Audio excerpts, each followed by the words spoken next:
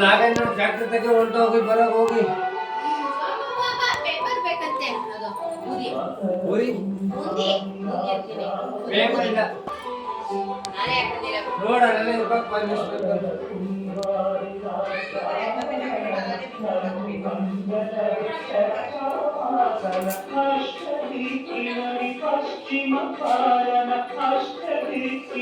ಗುಡ್ಡಪ್ಪ ಅವರು ರೆಡಿ ಆಗ್ತವ್ರೆ ಈಗ ಅರ್ಧ ಪೂಜೆ ಮುಗಿದ್ಮೇಲೆ.